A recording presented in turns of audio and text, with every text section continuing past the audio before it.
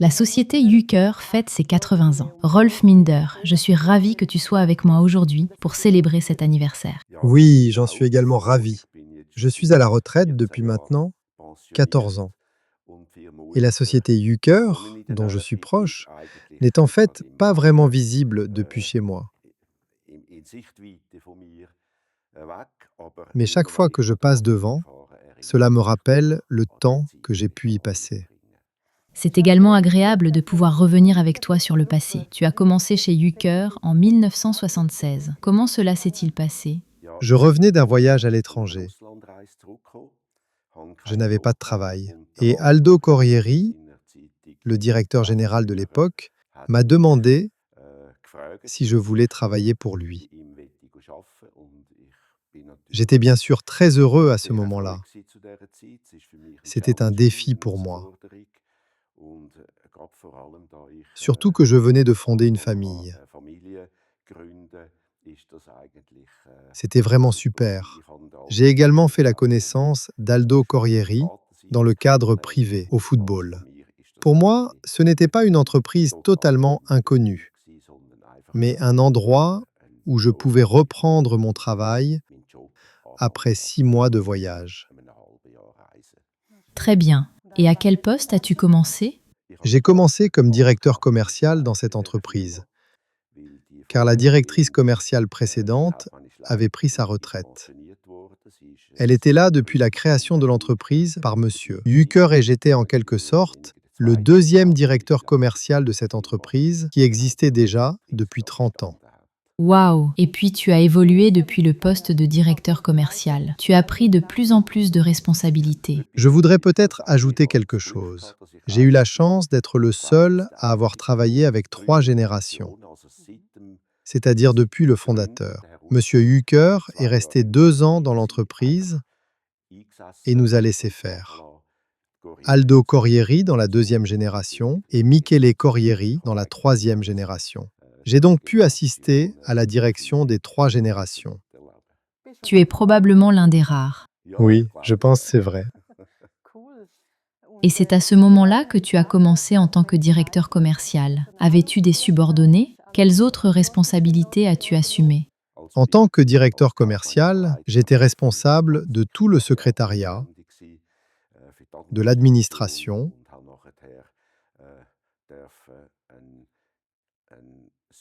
puis j'ai également été chargé d'un produit. Il s'agissait des courroies dentées que nous importions d'Allemagne. J'ai également pu prendre la direction de ce département et, au bout de quelques années, on m'a proposé de devenir directeur général adjoint.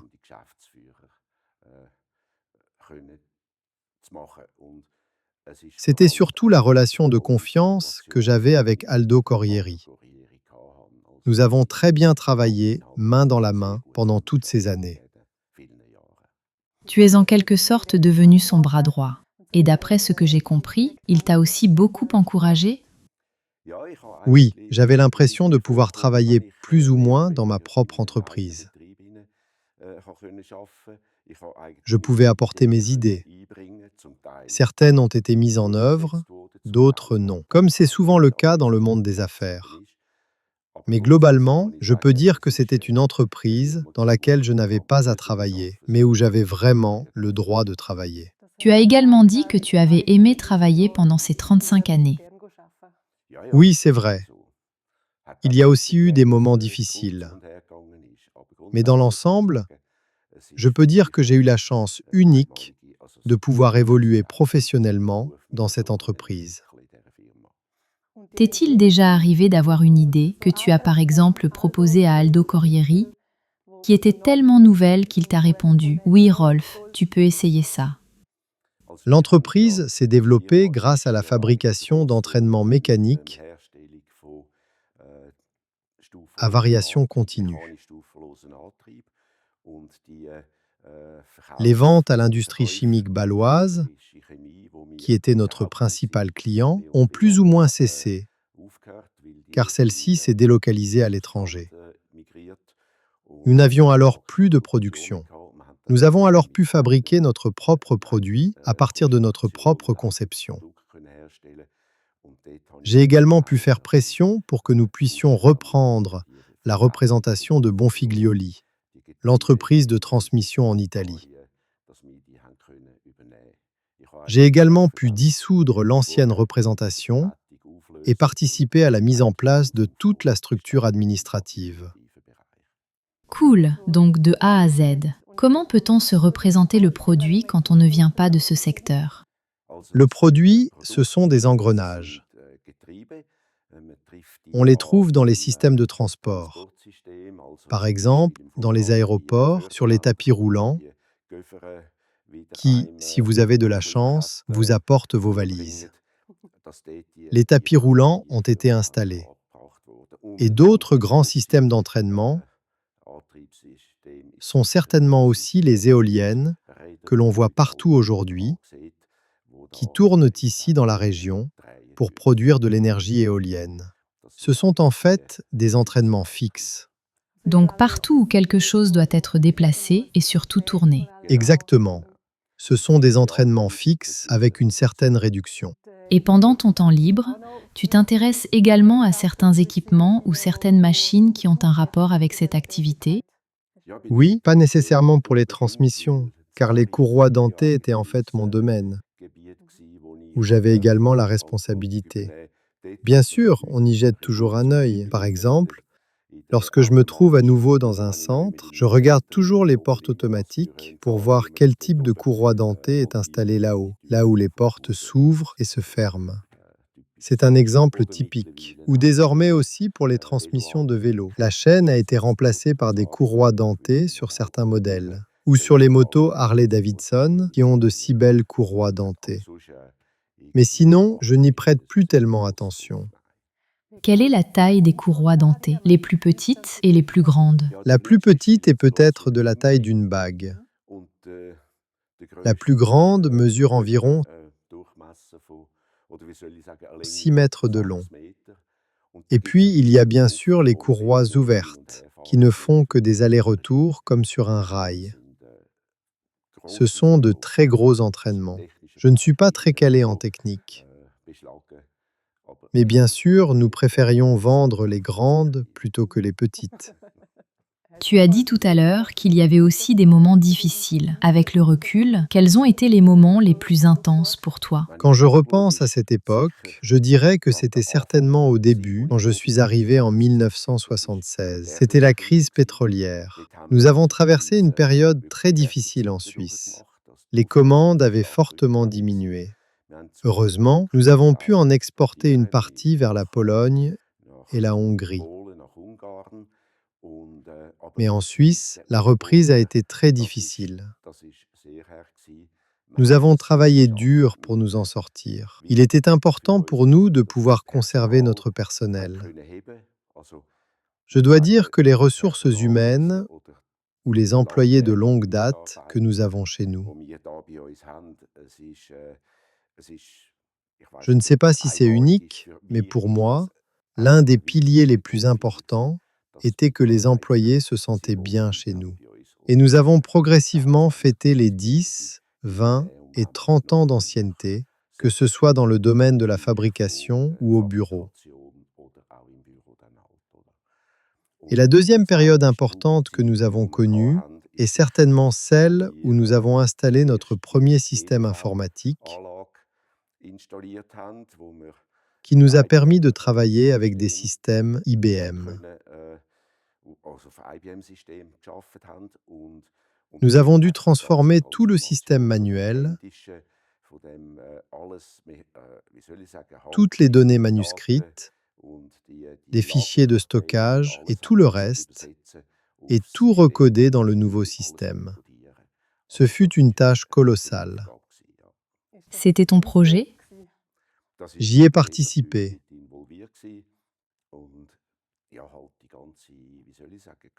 L'organisation de l'encodage n'était pas la même qu'aujourd'hui. Je ne sais pas comment cela se passe aujourd'hui. C'est certainement beaucoup plus simple aujourd'hui. Mais à l'époque, cela demandait beaucoup de travail manuel et de nombreuses heures. Peux-tu nous donner plus de détails? Comment se passait le codage?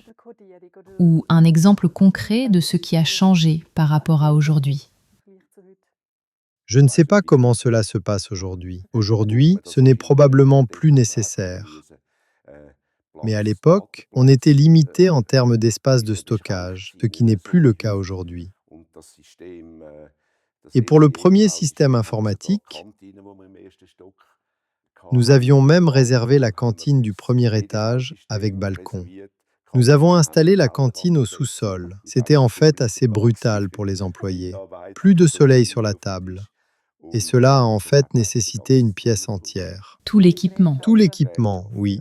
C'était en quelque sorte le quotidien dans cette pièce. Et la cantine a alors été transférée au sous-sol. Tu as mentionné tout à l'heure que la culture d'entreprise du cœur parle d'elle-même, c'est-à-dire que les employés aiment rester longtemps. Selon toi, qu'est-ce qui caractérise la culture du cœur? Qu'est-ce qui la rend si particulière?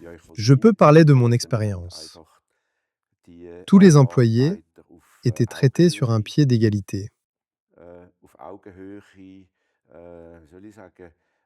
Nous étions une entreprise d'environ 50 personnes dont j'étais responsable. On nous prenait au sérieux. On essayait aussi d'embaucher plus ou moins des personnes de la région. On connaissait parfois les candidats, parfois on embauchait des personnes qu'on connaissait dans les environs. Il régnait en fait une ambiance collégiale et non un système hiérarchique, dans le sens où l'on n'avait pas besoin de frapper à différentes portes selon les niveaux hiérarchiques. Oui, c'est peut-être important. On pouvait simplement entrer, les portes étaient en fait toujours ouvertes. Et je pense que cela a également contribué à cette ambiance. Et puis, il y avait tout simplement un traitement équitable. Et je peux peut-être ajouter que nous étions 40 personnes et que nous avions notre propre cantine. Nous avions une femme qui cuisinait pour nous. C'était de la véritable cuisine italienne. Les pâtes que nous mangions étaient toujours faites maison. Elle n'achetait donc pas de pâtes toutes prêtes, mais achetait de la farine et préparait la pâte elle-même. Il y avait aussi une ambiance familiale à cette époque. C'est une histoire sympa. Comment cela s'est-il passé? Tu veux bien me la raconter? Oui, cette femme est venue chez nous. Nous avions besoin de quelqu'un pour gérer la cantine et faire le ménage. Avant, nous avions une boulangerie qui nous livrait des plats préparés. Nous pouvions alors avoir des plats préparés ou des plats préparés emballés dans du plastique que nous mettions simplement dans 10 litres d'eau chaude et dont nous retirions ensuite notre plat. Et elle a dit que si elle devait continuer ainsi, elle ne voulait pas commencer à travailler, elle voulait cuisiner elle-même. En fin de compte, nous avons embauché cette femme, Madame Patrignani, qui n'avait plus le temps de faire le ménage, et nous avons dû engager quelqu'un d'autre pour cela. Entre-temps, Madame Patrignani l'a aidée à nouveau. Mais nous étions connus loin à la ronde pour notre cantine. J'ai eu l'occasion de visiter la cantine la semaine dernière et la nourriture y est toujours aussi délicieuse. Il y avait des lasagnes. On m'a dit que la société Uker était celle avec l'avion sur le toit. D'où vient cette réputation? Et l'avion est-il toujours là? Oui, Monsieur Corrieri était un pilote privé passionné. Il avait un avion, un Cessna. Et puis à cette époque, je ne sais plus quand exactement,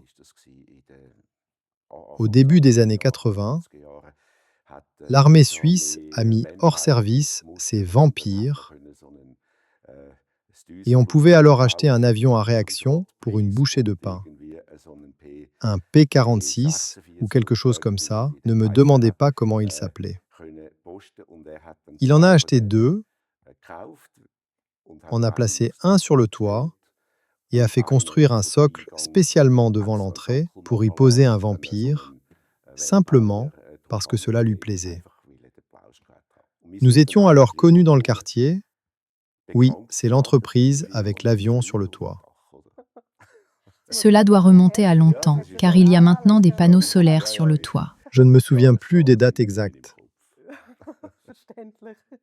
Quel est ton rapport avec l'entreprise aujourd'hui? Tu passes parfois la voir ou tu n'y es pas allé depuis longtemps et tu es revenu spécialement pour l'anniversaire? Tu entretiens encore certains contacts? Michele Corrieri a organisé une grande fête et invité tout le monde lorsque l'entreprise a été reprise par les Gebrüder Mayer. Il a invité tous les anciens employés avec leurs familles. C'était merveilleux. Et depuis, je vois toujours la publicité Uker. Je regarde si toutes les lampes néons sont allumées. Je la vois encore et elle est toujours présente. Mais je dois dire que je ne suis pas revenu ici depuis 2 ou 3 ans. Cependant, il y a encore beaucoup de gens que je croise soudainement dans la rue ou ailleurs et qui me saluent, etc. Mais je n'ai plus vraiment de contact direct. À un moment donné, il faut tirer un trait sur le passé. D'après ce que j'ai entendu, tu t'es aussi beaucoup engagé pour le personnel. Je crois qu'il y a eu une petite crise dans les années 90.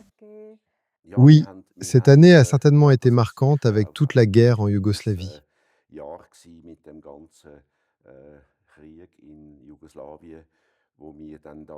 Nous avions beaucoup d'ouvriers d'usine originaires de l'ex-Yougoslavie qui travaillaient chez nous.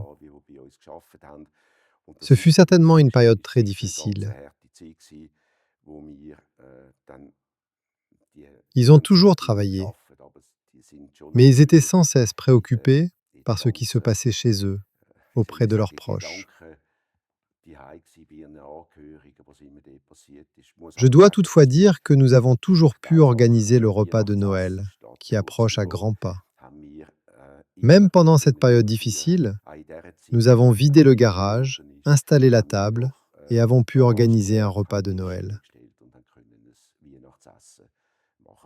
Mais bien sûr, l'ambiance était pesante, surtout dans l'usine, car nous avions beaucoup de personnes originaires de l'ex-Yougoslavie. Nous avons eu du mal à gérer cette ambiance. Cela a fait forte impression.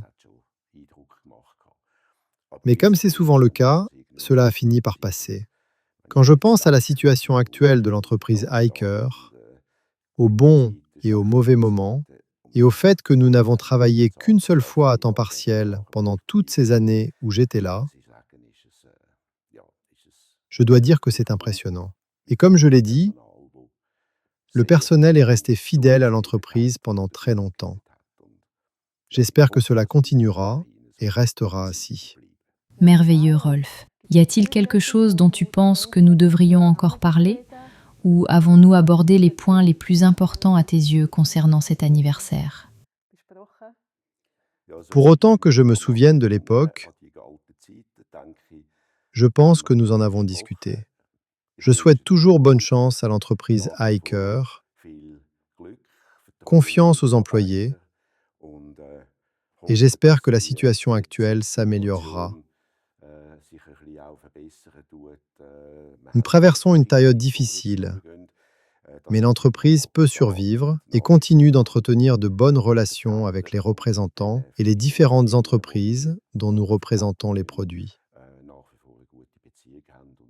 Je leur souhaite bonne chance et beaucoup de succès pour les prochaines années, je ne sais pas combien. Je vous le souhaite également. Vous venez d'évoquer les représentations assurées par Eicher. Quelles sont les représentations les plus importantes qui mériteraient d'être mentionnées? Je ne peux parler que de la technique d'entraînement. Je n'ai jamais eu affaire au domaine des roulements.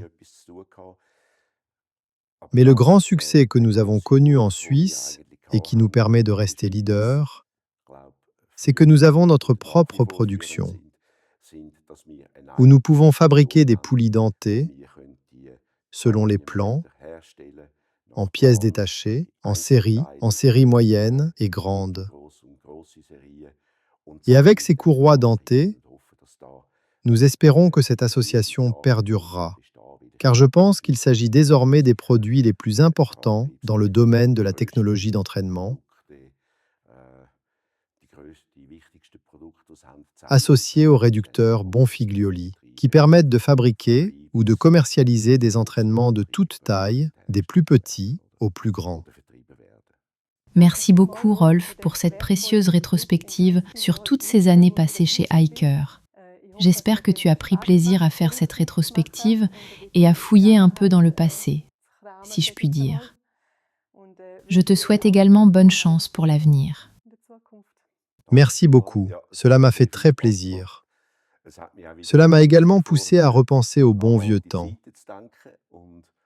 Je souhaite bonne chance à tous et j'espère que, comme je l'ai dit, tout continuera comme avant et que Hiker connaîtra encore de beaux jours. Une conversation passionnante autour de l'anniversaire d'Hiker. L'entreprise existe depuis 80 ans déjà. Aujourd'hui, nous avons fait un grand retour en arrière dans l'histoire. Suivez Hiker sur tous les réseaux sociaux pour ne pas manquer les prochains épisodes.